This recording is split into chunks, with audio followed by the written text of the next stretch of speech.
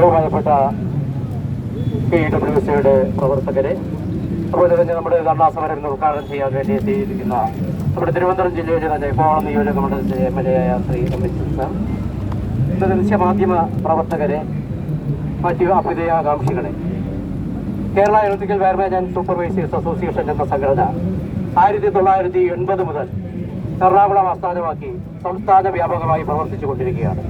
ഒട്ടനവധി ക്ഷേമ പ്രവർത്തനങ്ങളും ജീവകാരുണ്യ പ്രവർത്തനങ്ങളും ഒക്കെ തന്നെ ഈ സംഘടന നടത്തിക്കൊണ്ടിരിക്കുകയാണ്.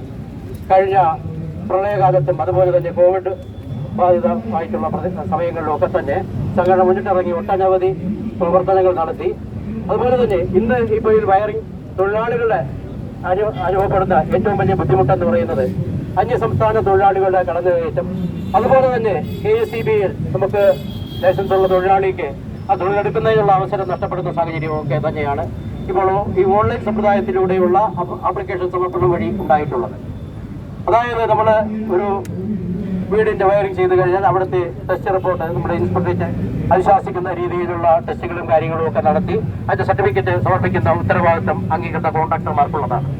അപ്പോൾ അതിനെ മറികടന്നുകൊണ്ട് ഇന്ന് ഏതെങ്കിലും ഒരു കോൺട്രാക്ടറുടെ നമ്പർ എൻട്രി ചെയ്ത് കഴിഞ്ഞാൽ ഓൺലൈനായി അപേക്ഷ സമർപ്പിക്കാൻ പറ്റുന്ന സാഹചര്യം നിലനിൽക്കുന്നുണ്ട്. പിന്നെ വരുന്നത് നമ്മുടെ ഈ തൊഴിലാളികൾക്ക് മിനിമം വേതനം ഇതുവരെയും ലേബർ ഡിപ്പാർട്ട്മെന്റ് അംഗീകരിച്ച് നൽകിയിട്ടില്ല.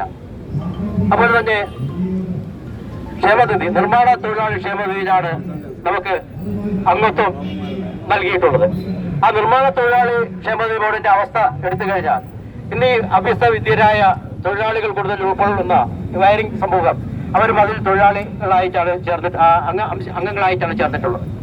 പെൻഷൻ പറ്റിക്കഴിഞ്ഞാൽ അവർക്ക് കിട്ടേണ്ട ആനുകൂല്യങ്ങളോ അല്ലെങ്കിൽ പെൻഷൻ നൽകിക്കൊണ്ടിരിക്കുന്നവർക്ക് അത് വർഷങ്ങളായി മുടങ്ങിക്കിടക്കുന്ന അവസ്ഥയാണ്.